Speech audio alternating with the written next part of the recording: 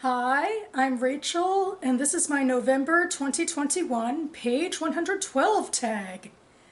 The page 112 tag was started by Sean at Sean the Book Maniac. He based it off of a French literary prize wherein they comprised the long list of the prize solely by reading page 112 of the books in contention. That usually falls somewhere in the middle of most novel-length works. So we're only going on the basis of the writing on that page without any context for the first half or whatever of the story. I've been using this tag since the COVID restrictions began in the US to try and once a month clear my shelves of unread books. I put all of my books from 2020 and before in this handy dandy books and cats mug. And I go ahead, I pick out 3 titles at random, take them off the shelves, read page 112, and then, hopefully picking the best written one, choose the winner, the one that I will put on the TBR for the month. Well, that's how I usually play the game each month, but every 4 months I do a special round where I take the runner-up books from the 3 months prior and pit them against each other and then pick from those 3. It's a fun way to be able to spice things up a little bit with my playing, and it's particularly helpful while doing NaNoWriMo because this way there's a lot less post-production for me to do because I've already prepared those clips for previous months. So, without further ado, let's head back into the past.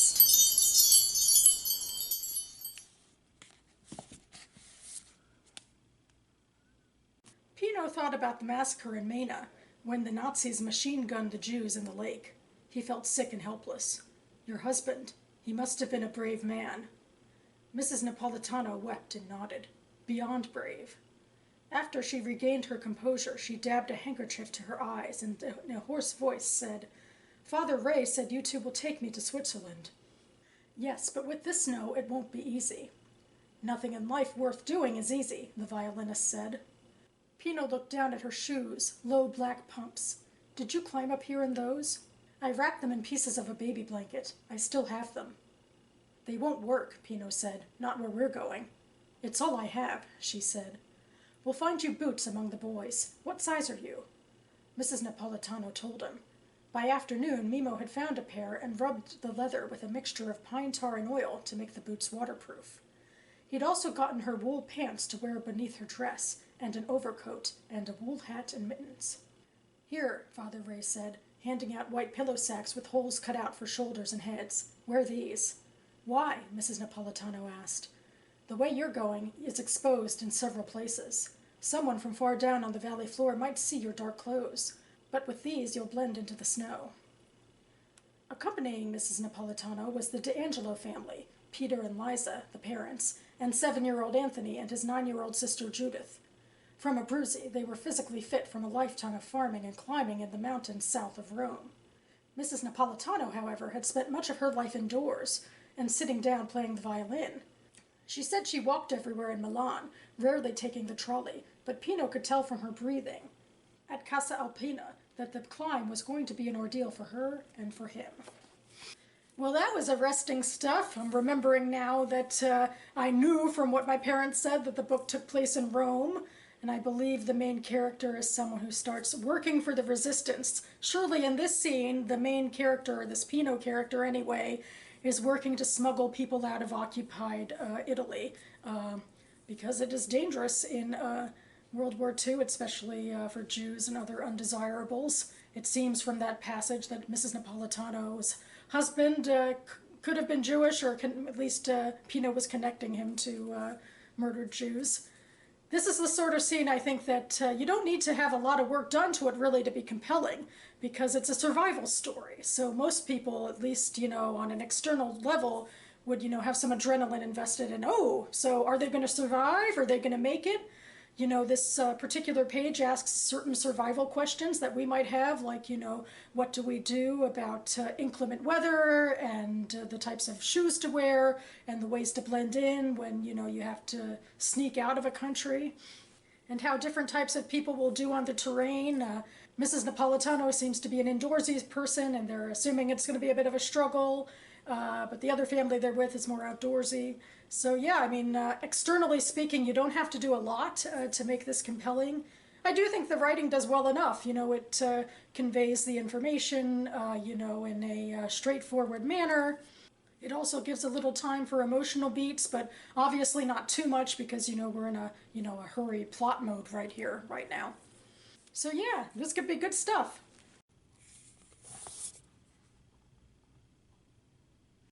I was hit with an aroma so enticing. I almost cried out with joy.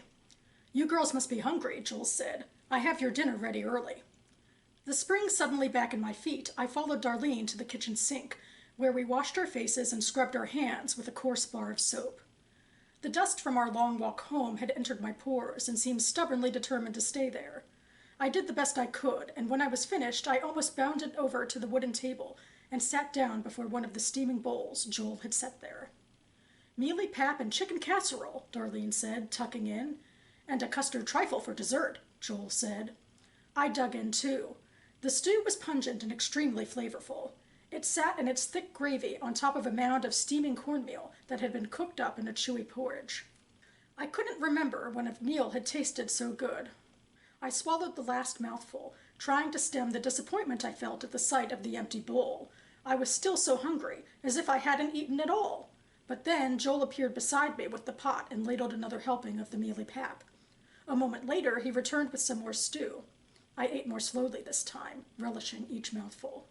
Joel went into the laundry room off of the kitchen, and as we ate, I could hear the sound of water filling through a trough, followed by a great swooshings. I pictured Joel at work, perhaps washing the family's linens. And then there's a break. Once the large meal had given chase to my ravenous hunger, I was able to pay attention to the room, which was spacious and had a certain rough elegance. Across from us stood an enormous glass-fronted cabinet, containing an assortment of dishes and glassware. Beside this was an ancient pot-bellied stove, which gave off an intense heat. On the floor beside the stove was a straw mat, rolled and tied loosely with twine, along with a large metal bowl. I brightened at the thought that Darlene perhaps had a dog. Okay, so I like this. It's crisp and engaging. And, I talked about what I think this book is about, which this page gives no indication to, like, she's moving through time or whatever I think this book is about. But there's certainly a sense that this is a new environment for her because she's noticing all these little details that if she lived there or, was familiar with the place, she wouldn't spend all that time, thinking about it. Or if she did, it would be clunky. So I hope she isn't familiar with the place or else it's obviously, there for the reader. And anyway, it's fortunate if she's also naive and we're naive and we learn together. But anyway, that's certainly the feel I get. And covers a lot of bases. We have hunger and taste and smell and vision and hearing and just a three-dimensional little house there and nice little relationship, it seems. We don't really have much by terms of character development other than the fact that Joel seems to be kind and a caretaker, and even if this narrator is, snarfing down his or her food, he'll, give her second helpings. So yeah, and yeah, I even like the end of the page just because, that question, does Darlene have a dog? And, it hints to the fact that she'll learn more about these people. I think it's a she. So yeah, it's a good one.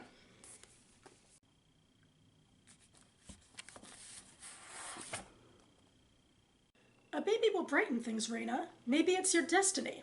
"Fuck destiny," I said, and he warned me not to tempt bad fortune by talking that way. Till he got locked up, Carlito was a church-going guy. First with Mommy, even when I refused to go with them. Then with Isabella and her daughter. They'd sit side by side in the front of the church, the perfect little family. "Don't you ever want to be a mom?" Carlito asked me that day. "Not by some huevon who won't even talk to me now." When it was over, he drove me home and helped me into bed. I slept for 2 days. "Y a ese que le pasa?" Mama asked. Carlito lied, telling her I'd eaten some rotten bistec, and just to mix me some caldo to settle my stomach. With Nesto in front of me, talking about his family, I consider for a moment all the times I might have created a family of my own, where I would be now if I let that happen. The only certain thing is that I wouldn't be here now, on this island, with him. "Why did you leave them to come here?" I ask. "Your children, I mean." I didn't leave them. I just took the first step, so I can throw out the rope and they can come behind me. So I like parts of this. This is something that invites conjecture. It really seems to me like there's an abortion happening between the lines. We're talking about wanting to be a mother and not being a mother, and the protagonist or the first person is sick, and we're lying about why. So that's certainly what I'm thinking about, is that, this is about getting an abortion, but I might be, going too far with that, I don't know. But, it's a little confusing. There's some, pronouns and things that don't always match up, and so, maybe I'd understand more if I knew the rest of the story, but sometimes it got a little confusing. But for the most part, it seems to be a conversation between the protagonist and this man, Carlito, who it seems like she might be in a relationship with, illicit perhaps, because he's left his children to be with her. Although I really like that last line about going forth and first and then throwing back a rope. It's a way to still want to be involved in your kids' lives, I guess. So yeah, there's a lot of interesting stuff in here. Okay, and we're back now in November, in case you couldn't tell by my handy-dandy special effects. So to recap, my August book was Beneath a Scarlet Sky by Mark Sullivan. My September book was River by Shira Naiman. And my October book was The Veins of the Ocean by Patricia Engel. And I'm going to go with River by Shira Naiman.